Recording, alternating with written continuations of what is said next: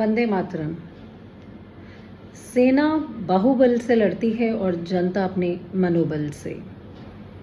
हमें हर स्थिति के लिए, हर परिस्थिति के लिए हम सबको तैयार रहना चाहिए।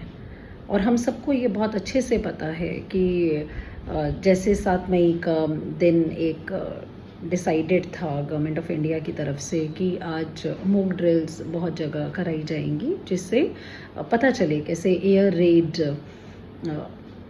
जो अलार्म है, सायरन है, उसके बारे में पता हो, कैसे बचना चाहिए, ये चीज़ के बारे में पता हो।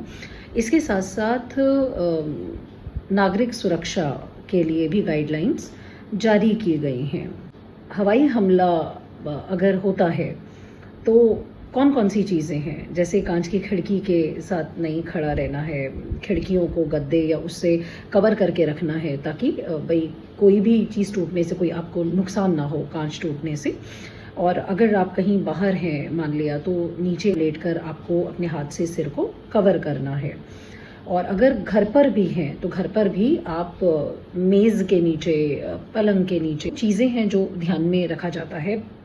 और ब्लैकआउट की अगर हम बात करते हैं तो उसमें बिल्कुल अंधेरा करना होता है, यानी आपको घर में बाहर की लाइट्स ऑन नहीं करनी है, आपको काले रंग के पर्दे आप लगा दो। सिचुएशन ऐसी भी होती है जिसमें आपको अपना इन्वर्टर, जनरेटर, सारे जो आपके इलेक्ट्रॉनिक गैजेट्स यानी विद्युत उपकरण हैं, गैस के उपकरण हैं, सब आपको बंद करने पड़ते हैं। तो यानी हर इमरजेंसी के लिए तैयार रहना चाहिए और अफवाहों पे ध्यान नहीं देना है। और कभी भी एयर स्ट्राइक होती है तो ये भी ट्रेनिंग दी जा रही है, जैसे आज मॉक ड्रिल में कई जगह कराया गया है कि सायरन की आवाज़ है तो 2 मिनट तक 5 सेकंड तेज़ आवाज़ होगी सायरन की, फिर 3 सेकंड धीमे आवाज़ होगी, फिर 5 सेकंड तेज़, फिर 3 सेकंड धीरे। तो ऐसे चलेगा आपका और 2 मिनट तक लगातार। तो इसका मतलब एयर स्ट्राइक हो रही है, यानी वो हवाई हमला है, ये उसका सायरन होता है।